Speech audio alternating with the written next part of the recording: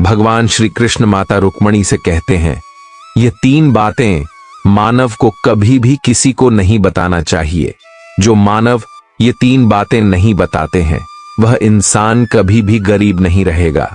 फिर माता रुक्मणी कहती है, हे प्रभु, वह कौन सी 3 बातें हैं जिसे जान लेने से इंसान को कभी भी दुखों का सामना नहीं करना पड़ेगा। फिर भगवान कृष्ण कहते हैं, हे देवी, आज मैं पृथ्वी लोक पर एक सन्यासी का रूप धारण करके यह 3 बातें बताने जा रहा हूं। प्राचीन समय की बात है। एक नगर में एक धनवान सेठ रहता था। उसके घर में किसी चीज की कोई कमी नहीं थी और उसका व्यापार बहुत अच्छा चल रहा था। उसकी पत्नी भी बहुत खुश रहती थी क्योंकि सेठ हर महीने उसके लिए नए नए गहने खरीदता था और उसे बहुत प्रसन्न रखता था। सेठ के घर के बगीचे में एक वट वृक्ष था। उस वट वृक्ष के नीचे सन्यासी अपना आसन बिछाकर ध्यान किया करते थे। सेठ और सेठानी दोनों सन्यासी की बहुत सेवा करते थे और उसकी देखभाल करते थे क्योंकि वह सन्यासी कई सालों से उस वट वृक्ष में रह रहे थे। सेठ हर रोज सन्यासी को घर का भोजन देते थे और सन्यासी भी उनसे बहुत प्रेम करते थे। भगवान कृष्ण जो सन्यासी थे वह बहुत सुख थे क्योंकि उन्हें किसी चीज के लिए कहीं और नहीं जाना पड़ता था। सेठ और सेठानी हर रोज उन्हें स्वादिष्ट भोजन खिलाते थे। सेठ की पत्नी बहुत ही सरल और भोली स्वभाव की थी। उसकी आदत थी कि वह घर की हर बात बाहर वालों को बता देती थी। एक दिन सेठ की पत्नी ने अपने पति से पूछा, पिया जी, आपका व्यापार कैसा चल रहा है? आप कैसे इतना मुनाफा कमाते हो? श्रद्धालुओं, अपनी पत्नी का ऐसा सवाल सुनकर सेठ ने सारी बात बता दी। सेठ ने कहा, प्रिय, मैं अनाज का धंधा करता हूं। मैं चंबल की घाटी से अनाज खरीदता हूं और उसे महंगे दामों में बेच देता हूं। अपने पति की यह बात जानकर सेठानी बहुत प्रसन्न हुई। उसने सोचा, मेरे पति तो बहुत ही बुद्धिमान है। यह बात तो सारे नगर वालों को पता होनी चाहिए कि मेरे पति इतने बुद्धिमान हैं और इतना ज्यादा धन कमाते हैं। अब सेठ की पत्नी ने पूरे नगर में यह बात फैला दी कि उनके पति इस तरीके से पैसा कमाते हैं। अब क्या था, नगर के कुछ लोगों को जब यह पता चला कि सेठ किस प्रकार धन अर्जित करता है तो वे सभी भी अनाज का धंधा करने लगे। अब नगर के बहुत से लोग अनाज का व्यापार करने लगे हैं। सेठ जो पहले कम दाम में अनाज खरीदता था, अब वही अनाज महंगे दामों में बिकने लगा है। सेठ का धंधा थोड़ा कम चलने लगा, उसे मुनाफा नहीं होता और धीरे धीरे वह गरीब होता जाता है। सेठ का पूरा धंधा बैठ जाता है। यह देखकर वह बहुत चिंतित और दुखी हो जाता है। एक दिन की बात है, सेठ अपने व्यापार की परेशानी से तंग आकर बगीचे में बैठा था। तभी भगवान कृष्ण जो सन्यासी थे वह वहां आते हैं और कहते हैं, सेठ जी, क्या बात है, आज आप कुछ परेशान लग रहे हैं। तब सेठ बताता है, हे संत महात्मा, मेरा व्यापार बहुत मंदा चल रहा है, मुनाफा बहुत कम हो गया है। नगर के बहुत से लोगों ने अनाज का धंधा शुरू कर दिया है जिससे मेरा धंधा बैठता जा रहा है।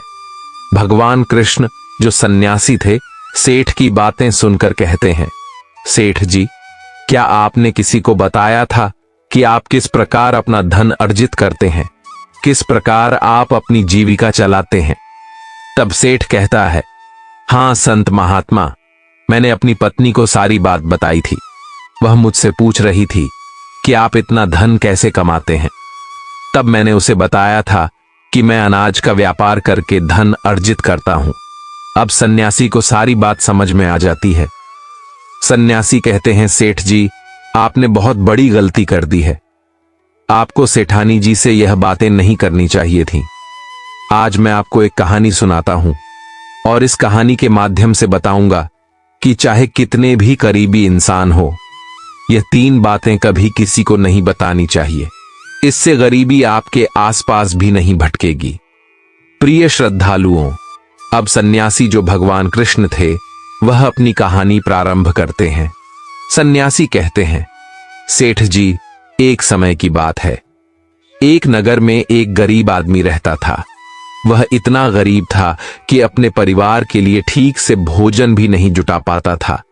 फिर सन्यासी कहते हैं, सेठ जी, गरीबी मनुष्य के लिए एक अपमानकारी दुख था। बिना धन के गृहस्थी और घर चलाना बहुत मुश्किल था। फिर सन्यासी आगे कहते हैं, सेठ जी, वह गरीब आदमी जैसे तैसे अपने घर वालों का पेट पाल रहा था। कभी उनको भोजन मिल जाता था तो कभी भूखे पेट ही सोना पड़ता था। एक दिन उस गरीब आदमी की पत्नी ने कहा, हमारे पास तो धन ही नहीं है। सुबह को खा ले तो शाम की उम्मीद नहीं है, शाम को खा ले तो सुबह की उम्मीद नहीं है। आखिर ऐसे कब तक चलेगा? मैं जैसे तैसे करके घर चला लूंगी, लेकिन आप धन कमाने के लिए परदेश चले जाइए। इस प्रकार से हमारे परिवार का गुजारा नहीं चलेगा। अगर हम कुछ नहीं करेंगे तो अपने बच्चों को कैसे पालेंगे? भूखे मरने से अच्छा है कि किसी की छोटी मोटी मजदूरी ही कर ले। अब पत्नी के बार बार कहने पर वह गरीब आदमी धन कमाने की आस लेकर घर से निकल पड़ा। वह जंगलों के रास्ते से परदेश के लिए रवाना हुआ। चलते चलते वह एक जंगल में पहुंच गया। दूर की यात्रा तय करके जा रहा था। बेचारा थक चुका था तो उसने देखा कि आगे एक छायादार बरगद का पेड़ है। उस पेड़ की लंबी लंबी शाखाएं थीं, उसकी जड़ें जमीन को छू रही थीं। शीतल छाया देखकर वह बेचारा गरीब आदमी उस पेड़ के नीचे बैठकर आराम करने लगा। सन्यासी आगे कहते हैं, वह गरीब आदमी वह बरगद के नीचे आराम से लेटा हुआ था। तभी उसने देखा कि कहीं से एक सांप आया और वह सांप उसी पेड़ पर चढ़ गया। गरीब आदमी उस सांप को गौर से देख रहा था। सोचने लगा कि यह सांप इस बरगद पर क्यों चढ़ रहा है और अब क्या करेगा। तभी उसने देखा कि उस पेड़ की डाल पर तोता और मैना का घोंसला था। घोंसले में तोता और मैना के बच्चे रखे हुए थे। सांप को देखकर तोता और मैना के बच्चे डर के मारे चिल्लाने लगे। वह गरीब आदमी देखते ही समझ गया कि यह दुष्ट सांप इन बच्चों को खाने आया है। सोचने लगा कि मैंने तो इन बच्चों को देख लिया है, अगर अब मैं इन्हें नहीं बचाता हूं तो मुझे बहुत पाप लगेगा। बच्चे तो बच्चे ही होते हैं, चाहे वे इंसान के हों या किसी पक्षी के। बच्चों की हमेशा रक्षा करनी चाहिए। उधर एक सर्प उन बच्चों के पास पहुंच जाता है। तभी वह गरीब आदमी उठता है और फटाफट बरगद के पेड़ पर चढ़ जाता है। उसने उस सर्प को मार गिराया और नीचे फेंक दिया। फिर उसी बरगद के नीचे आकर लेट गया। तोता और मैना के बच्चे अपनी रक्षा करने वाले उस गरीब आदमी को मन ही मन बहुत दुआएं देने लगे। उसी समय तोता और मैना अपने बच्चों के पास आते हैं। अपने माता पिता को पास आया देख तोता और मैना के बच्चे बहुत खुश होते हैं और उन्हें पूरी घटना बताते हैं कि आज इस वृक्ष के नीचे जो इंसान लेटा है वह हमारे लिए देवदूत बनकर आया है। हमें खाने के लिए एक भयंकर सर्प आया था। इसी इंसान ने उस भयानक सर्प को मारकर हमारे प्राण बचाए हैं। हम इसके ऋणी हो गए हैं। अगर यह इंसान उस सर्प को नहीं मारता तो आज हम घोंसले में जीवित नहीं होते। इसका हम पर बड़ा एहसान हो गया है।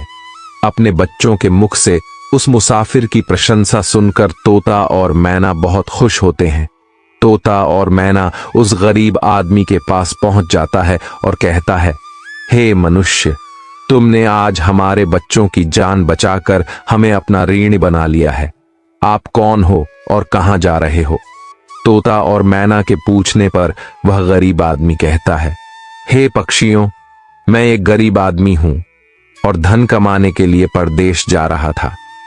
सफर का थका हारा था तो इस बरगद की छाया में बैठकर आराम करने लगा। तब मैंने देखा कि एक दुष्ट सर्प तुम्हारे बच्चों को खाने के लिए तुम्हारे घोंसले के पास जा रहा था।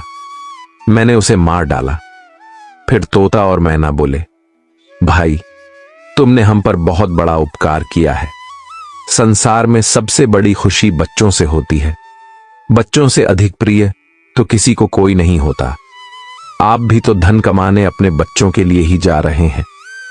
अब आपने हमारे बच्चों की जान बचाई है तो हम आपके बच्चों की भूख मिटाना चाहते हैं।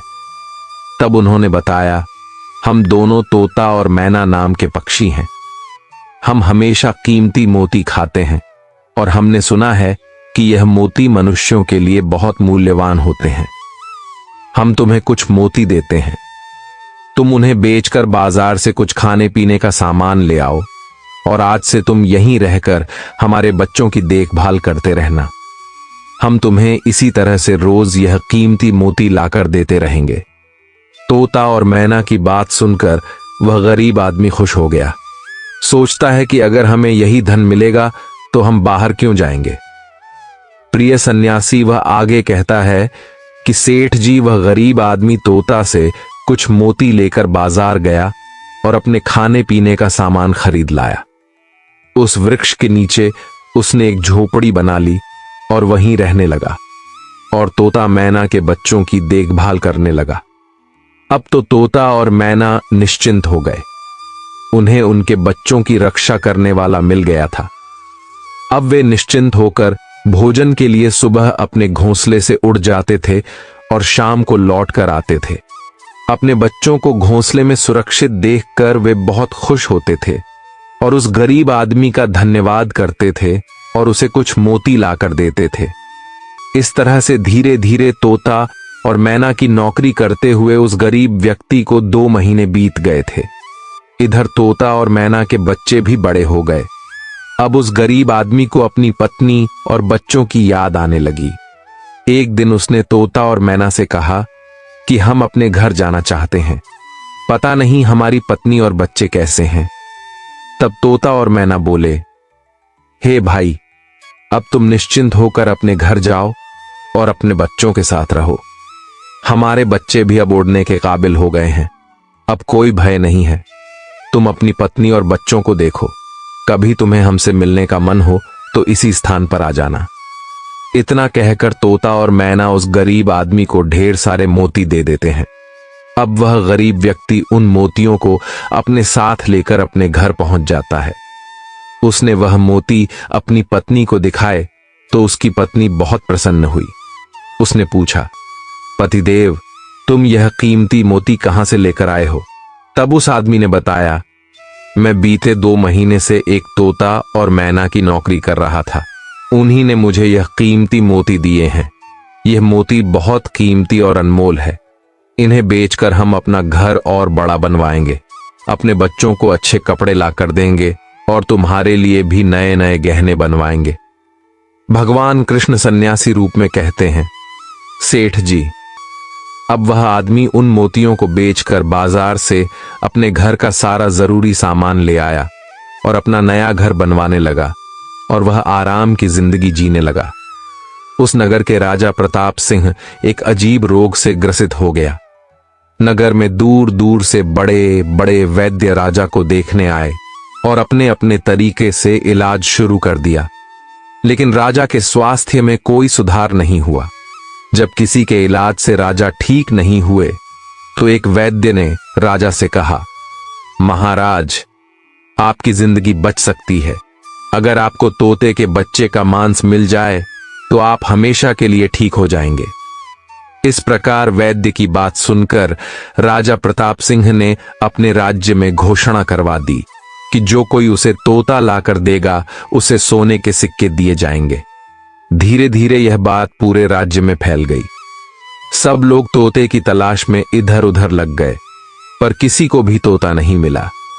एक दिन गरीब आदमी की स्त्री अपने पड़ोस में कुछ स्त्रियों के साथ बैठकर बात कर रही थी।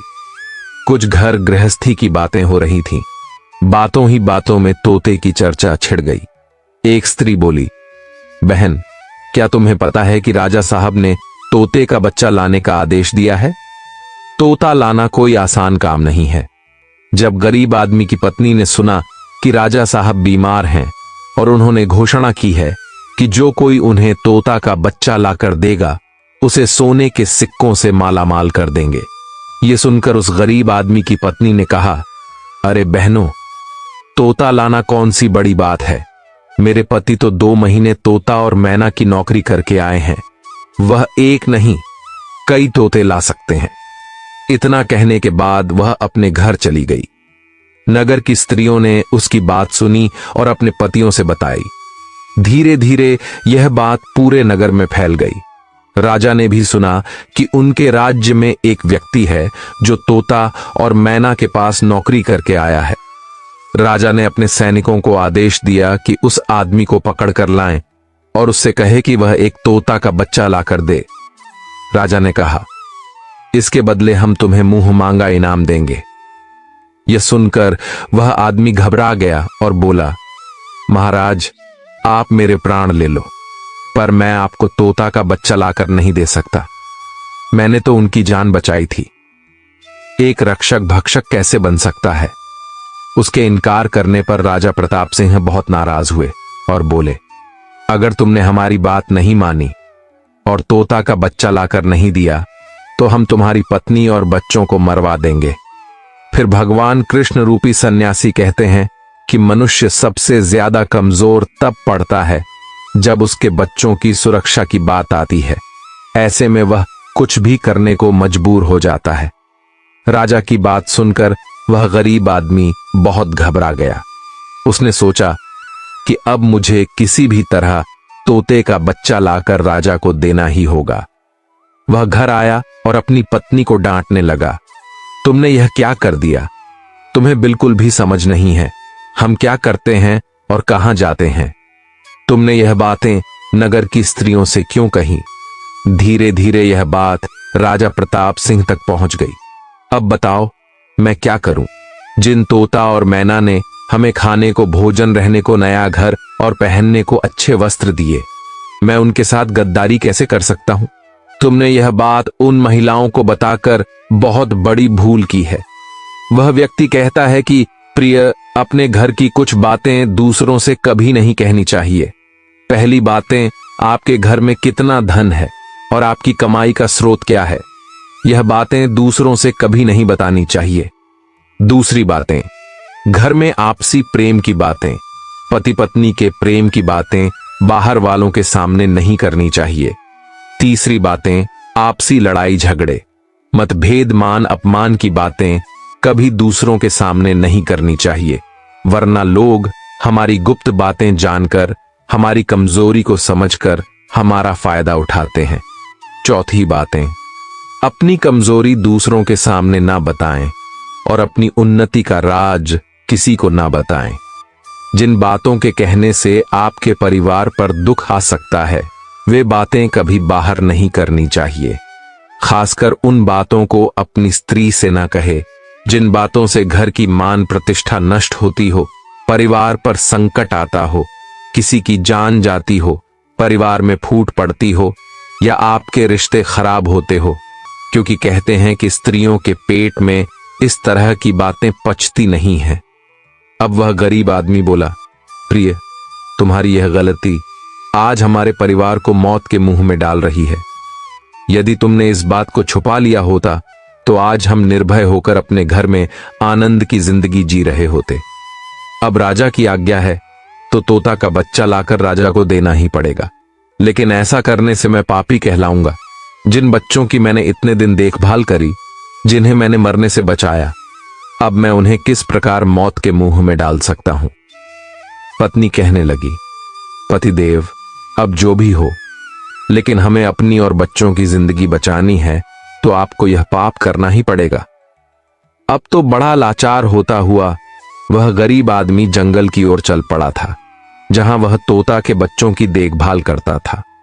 उधर जब तोता और मैना और उनके बच्चों ने उस गरीब आदमी को अपने पास आता हुआ देखा तो वे बड़े खुश होने लगे।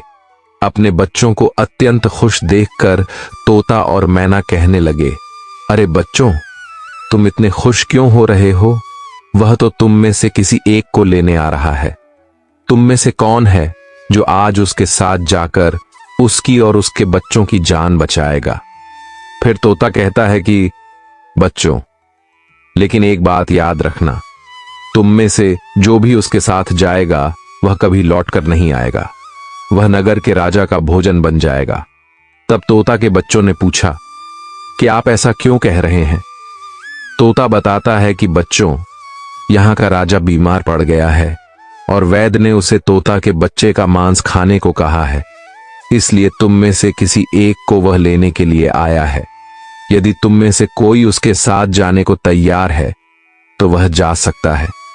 तभी उनमें से एक बच्चा कहने लगा, हे माता पिता, उस आदमी ने ही हम सबकी जिंदगी बचाई है और आज वह आदमी बहुत बड़ी मुसीबत में है। ऐसे में हमें भी उसकी मदद करनी चाहिए, चाहे हमारी जान ही क्यों ना चली जाए, लेकिन हम उसके साथ जरूर जाएंगे। उधर वह आदमी उस बरगद के वृक्ष के नीचे आता है और तोता मैना से अपना दुख बताता है। तब तोता मैना कहते हैं, हे भाई, तुम चिंता ना करो, हमारे बच्चे तुम्हारे साथ जाने के लिए तैयार हैं। तुम इनमें से किसी एक को ले जाओ। अब वह गरीब आदमी उनमें से एक तोता के बच्चे को लेकर लौट जाता है और राजा को ले जाकर दे देता है।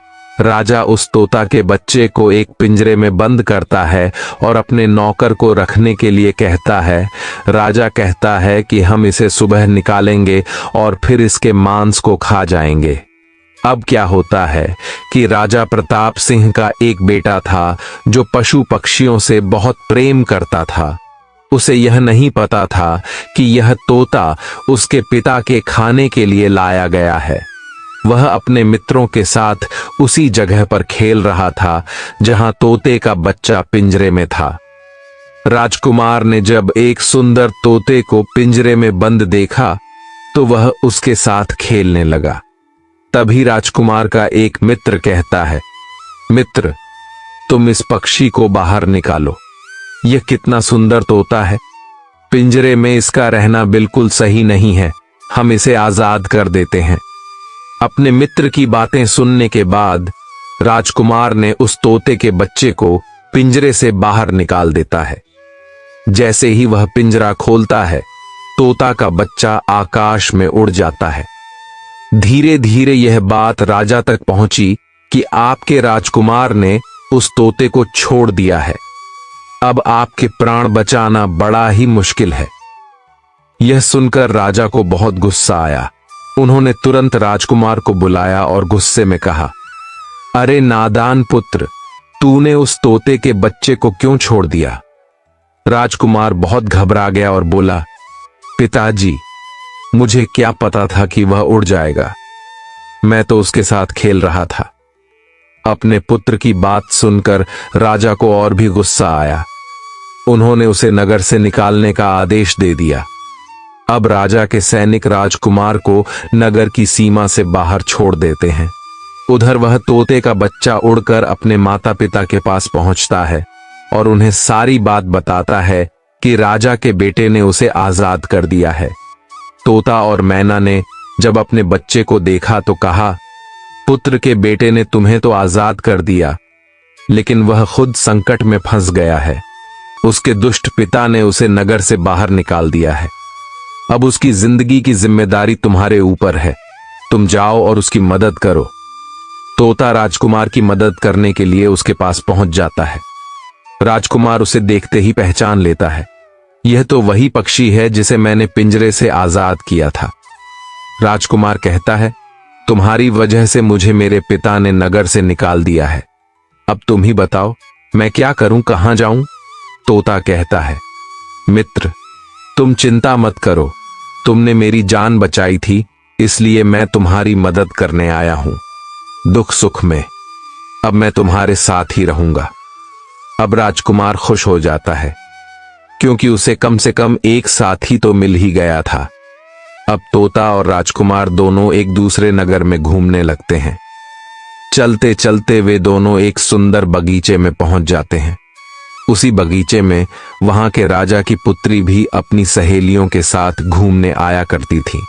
उस राज्य के राजा की कन्या का नाम रूपमती था। राजकुमारी रूपमती बहुत ही सुंदर थी और उसकी खूबसूरती की चर्चा पूरे नगर में होती थी। राजकुमार और तोता उस बगीचे में बैठे हुए थे। तभी वहां राजा की कन्या रूपमती अपनी सहेलियों के साथ बगीचे में घूमने आती है। राजकुमारी को देखकर राजकुमार वृक्ष के पीछे छुप जाता है और तोता राजकुमारी के सामने पहुंच जाता है। राजकुमारी उस सुंदर तोता को देखकर मोहित हो जाती है। वह उसे पकड़ना चाहती है, लेकिन तोता उसकी पकड़ में नहीं आता। यहां राजकुमार राजकुमारी रूपमती की सुंदरता पर मोहित हो जाता है। कुछ समय बगीचे में टहलने के बाद राजकुमारी अपने महल में लौट जाती है। राजकुमार पूरी तरह से राजकुमारी पर मोहित हो गया था। अब तो उसे एक पल भी अच्छा नहीं लग रहा था। तब तोता ने कहा, मित्र, तुम चिंता मत करो। तुम जिसे चाहने लगे हो मैं तुम्हें उससे मिलवा दूंगा। राजकुमार बोला, मित्र, तुम मुझे किसी भी तरह उस राजकुमारी से मिला दो। मैं उसके बिना अब रह नहीं पाऊंगा। तोता बोला, मित्र, तुम मुझ पर भरोसा रखो।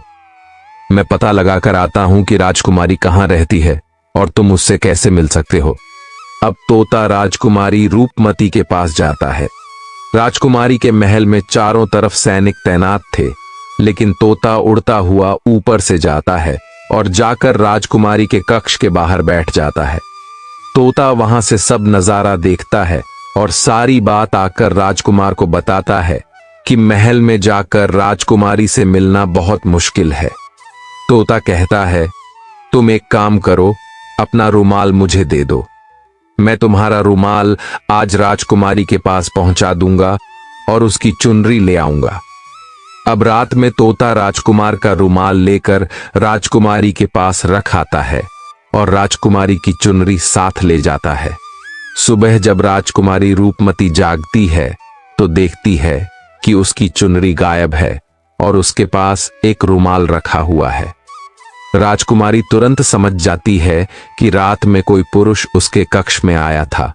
उसने देखा कि उसकी चुनरी गायब है और उसकी जगह किसी पुरुष का रुमाल रखा हुआ है।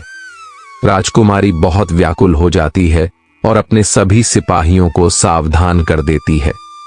वह सिपाहियों से पूछती है कि रात में उसके पास कौन आया था, लेकिन किसी के पास कोई जवाब नहीं होता। अब राजकुमारी के कक्ष की सुरक्षा और बढ़ा दी जाती है। अगली रात फिर से तोता राजकुमारी के कक्ष में जाता है और अपने मित्र द्वारा लिखी हुई चिट्ठी को राजकुमारी के पास रखा आता है। अगले दिन जब राजकुमारी जागती है और चिट्ठी पढ़ती है तो उसमें लिखा होता है कि राजकुमारी, मैंने जब से तुम्हें देखा है तब से मैं तुम्हारा हो गया हूं। मैं तुमसे विवाह करना चाहता हूं। अगर तुम्हें मुझसे मिलना है तो तुम अपने बगीचे में आ जाना, मैं तुम्हें वहां मिल जाऊंगा। अब राजकुमारी अपनी सहेलियों को लेकर बगीचे में जाती है, लेकिन वहां उसे कोई पुरुष नजर नहीं आता। वहां तो सिर्फ वही तोता घूम रहा होता है जिसे उसने उस दिन देखा था। तोता राजकुमारी से कहता है, राजकुमारी, तुम जिसे देख रही हो मैं तुम्हें उससे मिला सकता हूं, लेकिन पहले तुम मुझे वचन दो कि तुम यह बात अपने पिता से नहीं कहोगी और मेरे मित्र को बंदी नहीं बनाऊंगी। राजकुमारी ने वचन दिया कि वह उसे बंदी नहीं बनाएगी। मुझे उससे मिलाओ। मैं भी देखना चाहती हूं कि वह कौन है जो इतने सख्त पहरे के बावजूद भी मेरे कक्ष में पहुंच गया। तब तोता ने अपने मित्र राजकुमार को बुलाया। राजकुमार भी देखने में बहुत सुंदर था। उसकी सूरत देखकर राजकुमारी भी उस पर मोहित हो गई। तब राजकुमार आता है और राजकुमारी के पास बैठकर बड़े ध्यान से उसके सुंदर चेहरे को निहारने लगता है। राजकुमारी ने पूछा, तुम कौन हो और इतने कड़े पहरे के बाद भी तुम मेरे कक्ष तक कैसे पहुंच गए? राजकुमार बोला, प्रिय, जब दिल में प्रेम होता है तो कोई भी कार्य असंभव नहीं होता। जब से मैंने तुम्हें देखा है तब से मैं तुम्हें प्रेम करने लगा हूं और तुमसे विवाह करने की इच्छा रखता हूं। जब राजकुमारी ने पूछा कि तुम कौन हो और कहां से आए हो, तब राजकुमार ने अपनी पूरी कहानी उसे सुनाई। राजकुमार की कहानी सुनने के बाद राजकुमारी के मन में उसके लिए सहानुभूति हो गई। अब तो रोजाना राजकुमारी रूपमती उस राजकुमार से मिलने उस बगीचे में आया करती थी। एक दिन राजकुमारी ने कहा, राजकुमार, मेरे पिता तुम्हारे साथ मेरा विवाह कभी नहीं करेंगे, इसलिए मैं तुम्हारे साथ भाग चलती हूं और कहीं दूसरी जगह चलकर हम अपना विवाह कर लेंगे और आनंद पूर्वक रहेंगे। अब वही होता है। राजकुमारी उस राजकुमार के साथ घोड़े पर सवार होकर भाग जाती है और काफी दूर जाने के बाद वे एक झोपड़ी बनाते हैं और विवाह करके दोनों साथ रहने लगते हैं। दोनों को रहते रहते बहुत समय बीत जाता है और वह तोता भी उन्हीं के साथ रहता है। भगवान कृष्ण सन्यासी रूपी में कहते हैं, सेठ जी, उसी राजकुमार की झोपड़ी में किसी तरह से आग लग जाती है और उसी आग को बुझाने के चक्कर में उस तोते का एक पंख जल जाता है।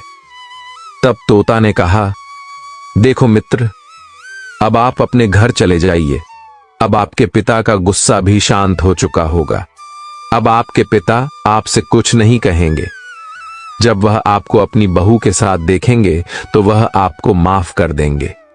मेरा तो एक पंख जल गया है, मैं अब उड़ नहीं सकता, इसलिए मैं कुछ दिन तक यहीं रहकर अपने पंख होने का इंतजार करता हूं।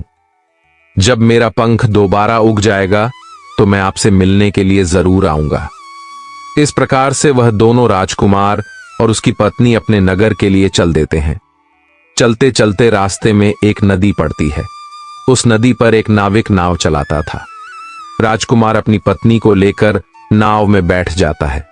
जैसे ही नाव नदी के बीच में पहुंचती है तो राजकुमार देखता है कि एक चूहा बार बार नाव पर चढ़कर आता है, लेकिन वह नाविक उसे हटाकर नदी में गिरा देता है। कई बार उस चूहे को नाविक ने हटा दिया था। तब राजकुमार कहने लगा, अरे, यह बेचारा इस प्रकार से तो जल में डूबकर मर जाएगा। इसे अपने प्राणों की रक्षा करने के लिए इस नाव पर चढ़ रहा है, इसे चढ़ जाने दो। जब राजकुमार ने नाविक से कहा कि आप इस चूहे को चढ़ जाने दें, तो राजकुमार के कहने पर उस नाविक ने उस चूहे को अपनी नाव पर चढ़ जाने दिया। जैसे ही चूहा नाव के अंदर गया, वह अंदर जाकर छुप गया। थोड़ी देर बाद उन्होंने देखा कि नाव के अंदर धीरे धीरे पानी आने लगा। उसी चूहे ने नाव को काटकर उसमें छेद कर दिया था, जिससे नाव में पानी भरने लगा। जब नाव में पानी बढ़ने लगा तो नाव पानी में डूबने लगी। धीरे धीरे जब नाव पूरी तरह डूब गई तो उसी समय राजकुमारी और राजकुमार पानी में बहने लगे। पानी के बहाव से राजकुमार बहुत दूर पहुंच गया और राजकुमारी रूपमती भी उसी पानी में बहती हुई राजा के बगीचे में जा पहुंची। बगीचे में रहने वाला माली जब राजकुमारी को बेहोश अवस्था में नदी के किनारे पड़ा देखता है तो वह जाकर राजा को यह खबर देता है। राजा जब सुंदर लड़की को देखता है तो वह उस पर मोहित हो जाता है और सुंदर राजकुमारी को देखकर उसे अपने महल में ले आता है और राज्य वैद्य से उसका इलाज करवाता है। कुछ दिन बीतने के बाद जब राजकुमारी ठीक हो जाती है तो एक दिन वह देखती है कि राजा उसके करीब खड़ा है। राजा ने पहले ही राजकुमारी रूपमती के चेहरे को निहार रखा था। अब वह राजकुमारी से विवाह करना चाहता था। राजा कहने लगा, हे राजकुमारी, तुम्हारा भी इस दुनिया में कोई नहीं है। अब तुम हमारी पत्नी बन जाओ, तुम हमारी रानी बन जाओ और हमारे महलों में बड़े आराम के साथ रहो। राजकुमारी रूपमती बहुत ही बुद्धिमान थी। उसने अपने मन में विचार किया कि यदि वह इस समय राजा को विवाह करने से मना करती है तो राजा उसके साथ जबरदस्ती करेगा। इसलिए उसने राजा से कुछ दिनों के लिए समय मांग लिया। रूपमती बोली, राजा साहब, थोड़े दिन ठहर जाओ, उसके बाद मैं तुमसे विवाह कर लूंगी। अब राजकुमारी उसी राजा के महल में रहने लगी और गरीब असहाय लोगों को भोजन करवाने लगी।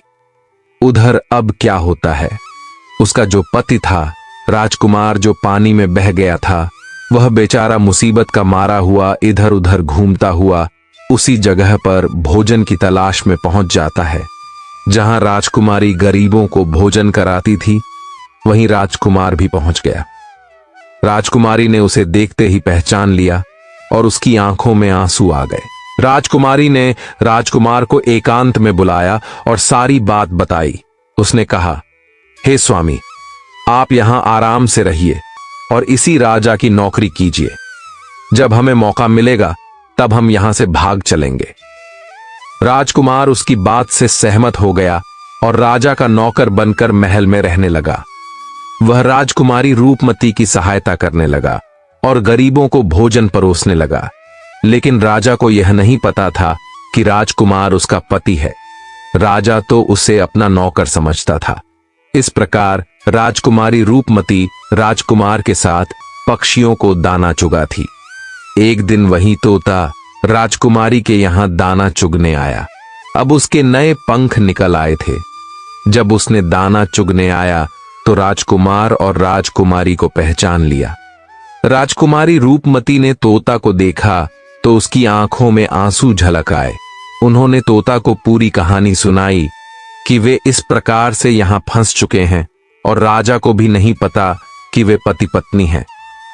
तब तोता कहने लगा, हे राजकुमार, आप चिंता मत करो। आज रात राजा के सभी सैनिक सो जाएंगे, तब हम तुम्हें यहां से निकालकर तुम्हारे पिता के घर पहुंचा देंगे। वही हुआ जो होना था। जब रात होती है तो राजा के सभी सिपाही गहरी नींद में सो जाते हैं। जब सभी सैनिक सो गए तो उसी समय राजकुमारी और राजकुमार महल से निकल पड़े। रात के अंधेरे में वे राजकुमार अपने पिता प्रताप सिंह के राज्य में पहुंच गया। राजकुमार अपनी पत्नी को साथ लेकर अपने पिता के पास पहुंचा।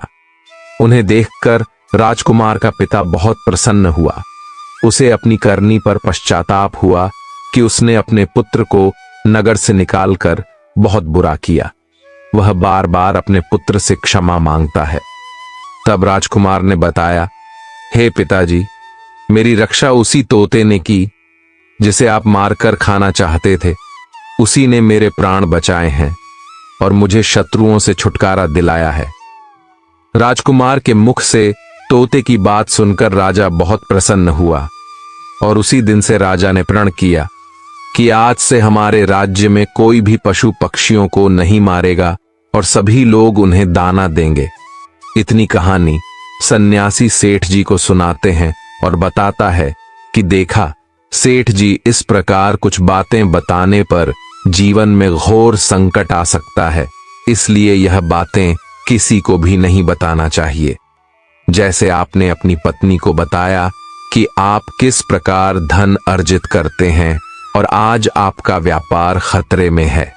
प्रिय श्रद्धालुओं, सेठ जी को अपनी गलती का एहसास होता है और वह अपनी पत्नी को समझाते हैं कि तुम इन बातों को किसी को मत बताया करो। फिर भगवान कृष्ण कहते हैं, हे देवी, हमारी आज की यह कहानी यहीं समाप्त होती है। उम्मीद है आप सभी को यह वीडियो अच्छी लगी होगी। अगर आप भगवान कृष्ण के सच्चे भक्त हैं तो चैनल को सब्सक्राइब और वीडियो को लाइक करके कमेंट में जय श्री कृष्णा अवश्य लिखें।